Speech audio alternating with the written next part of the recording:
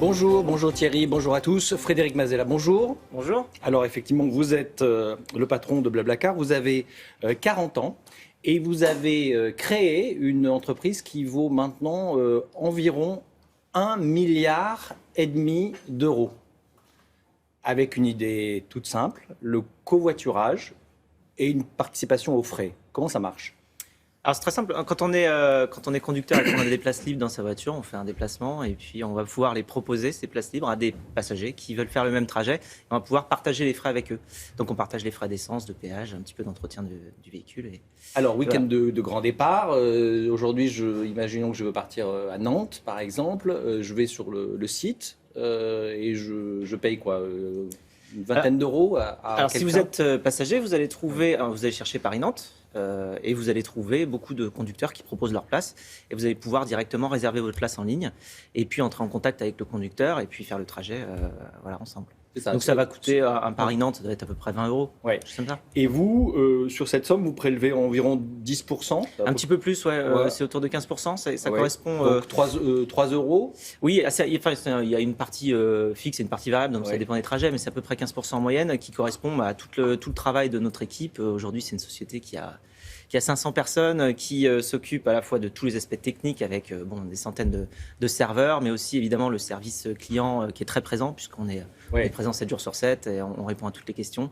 Enfin, c'est un petit prélèvement, mais comme il y a des millions de passagers, des millions de trajets chaque année, hein, vous avez 30 millions de clients.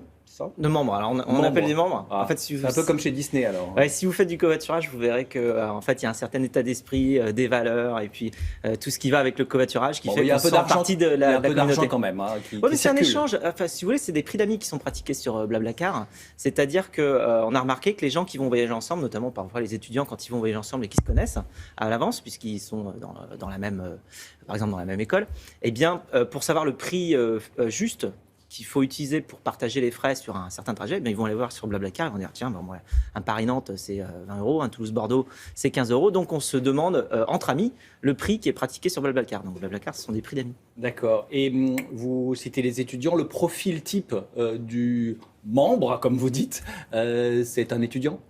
Alors non, 2/3 des passagers sont actifs et sur les conducteurs c'est encore plus.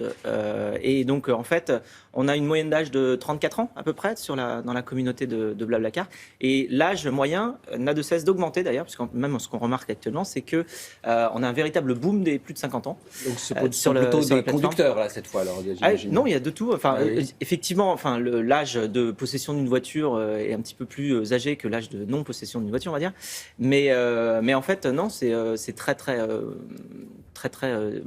égal sur toutes les tranches d'âge. C'est un business qui est basé sur la confiance. Est-ce qu'elle est réelle, cette confiance, dans une époque où, justement, avec les nombreuses menaces qui pèsent sur l'actualité, on a l'impression d'être plutôt dans une société de défiance?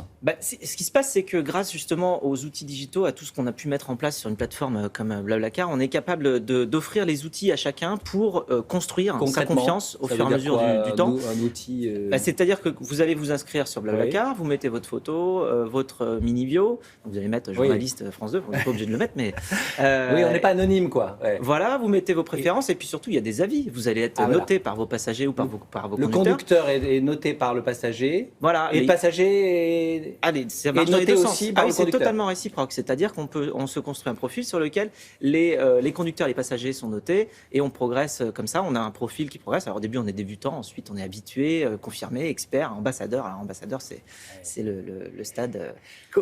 Comment vous avez eu cette idée, vous ?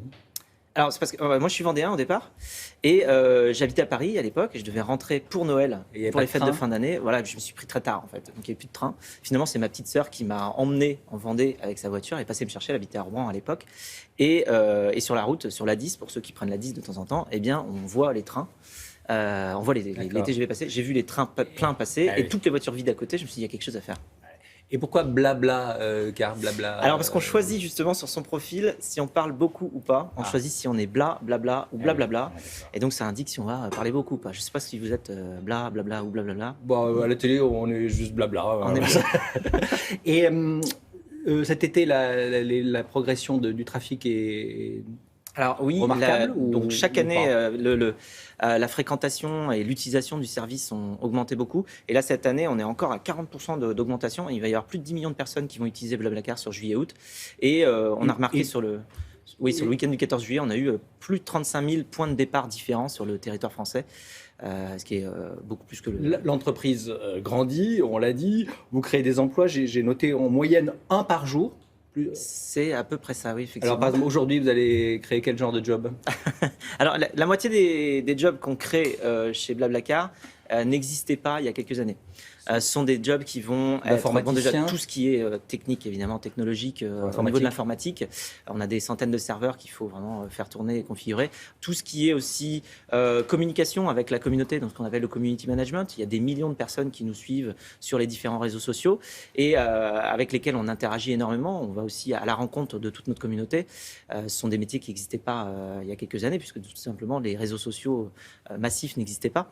Voilà aussi tout ce qui va être au niveau du marketing et de la capacité qu'on a à dialoguer avec notre communauté. D'un mot pour conclure, la France, pour les entrepreneurs, c'est un enfer fiscal ou un paradis fiscal, comme le dit Xavier Niel de Free? Moi, je dirais que c'est ni l'un ni l'autre. Bon, déjà, pour pouvoir comparer, il faut avoir créé des boîtes dans plusieurs pays, donc c'est toujours un petit peu délicat. Mais je pense que ce qui se passe, c'est que on aime bien se plaindre en France. Donc, on pense toujours que c'est mieux et que c'est plus facile ailleurs. En fait, la réalité, c'est que de toute manière, créer une société, c'est compliqué. Mais c'est compliqué partout. C'est pas compliqué plus en France qu'ailleurs. C'est déjà de toute manière très compliqué. Alors après, il y a plein d'obstacles. Dans chaque pays, il y a des obstacles différents. Moi, je trouve que c'est tout à fait faisable et possible de créer une société en France. Après, voilà, ce qu'il faut, c'est de toute manière avoir la motivation. Et quand on a la motivation, on passe tous les obstacles et on y arrive. Très bien, merci pour ce message positif. Merci d'avoir été avec nous. Très bonne journée à vous tous et c'est à vous Thierry. Merci beaucoup Jean-Paul. On a bien réfléchi, on vous a attribué 3 blabla. Hein, Bon, alors on recommence, on continue. On a hésité, on voulait aller jusqu'à 4, mais on s'est dit blablabla, ça sera très bien. Merci en tout cas messieurs, merci Jean-Paul. À bientôt dans quelques instants.